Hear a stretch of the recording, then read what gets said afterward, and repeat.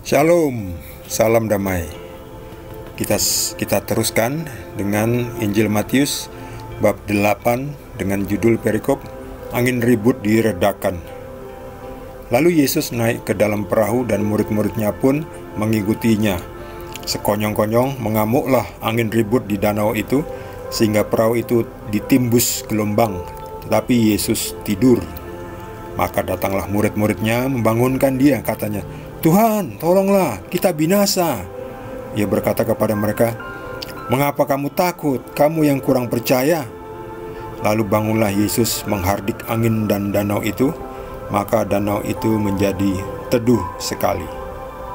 Dan heranlah orang-orang itu, katanya, "Orang apakah dia ini, sehingga angin dan danau pun taat kepadanya?" Demikianlah sabda Tuhan. Seperti biasa, Injil isinya padat dengan bukti, banyak dengan bukti, penuh dengan bukti bahwa Yesus adalah Tuhan. Siapa yang bisa meredakan badai dan angin dan gelombang dalam waktu yang begitu, dengan jentikan tangan seperti itu, langsung tenang, teduh. Padahal sebelumnya badai itu sangat berat menerpa wajah. Anginnya begitu kuat sampai bisa menghanyutkan, menenggelamkan kapal perahu yang ditumpangi oleh Yesus dan murid-muridnya. Lucunya apa? Yesus itu tidur ya. Di tengah-tengah badai itu Yesus tidur. Apa maksudnya? Tidur, di tengah badai kok tidur? Sementara murid-muridnya begitu ketakutan. Dalam hidup kita juga, kita sering atau kadang atau pernah mengalami badai hidup.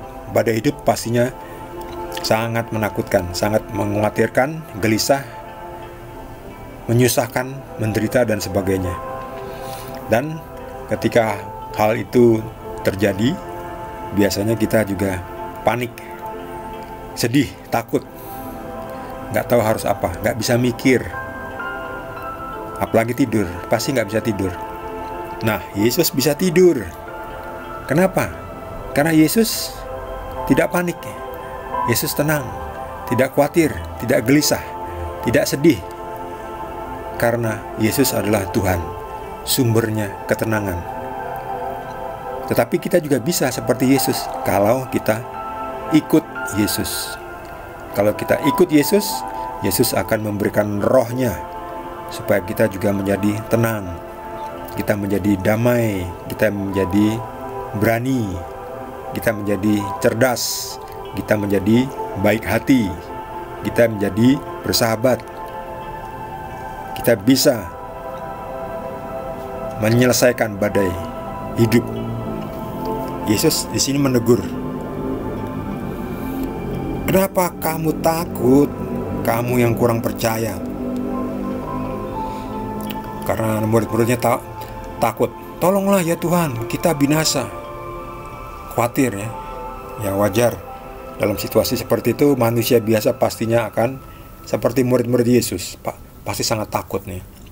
Itu wajar. Tetapi dengan Yesus, kita bisa menjadi seperti Yesus. Kita bisa tenang, kita bisa tidur, walaupun persoalan tetap masih banyak. Tetapi saatnya tidur ya tidur. Sebab kalau kita tidak bisa tidur, kita rugi 2 kali. Sudah punya masalah yang berat, ditambah nggak bisa tidur, kan rugi 2 kali itu ya. Masalah yang berat biarkan. Kita beritahu kepada Tuhan Yesus, "Tuhan Yesus, saya punya masalah berat seperti ini." Udah itu, kita tinggalkan, tidur. Waktunya tidur. Karena besok pagi kita harus kembali mikul salib itu. Itu adalah salib yang mesti dipikul. Yang penting kita percaya. Jangan kita tidak percaya. Jangan kita kurang percaya. Mengapa kamu takut? Mengapa kamu kurang percaya?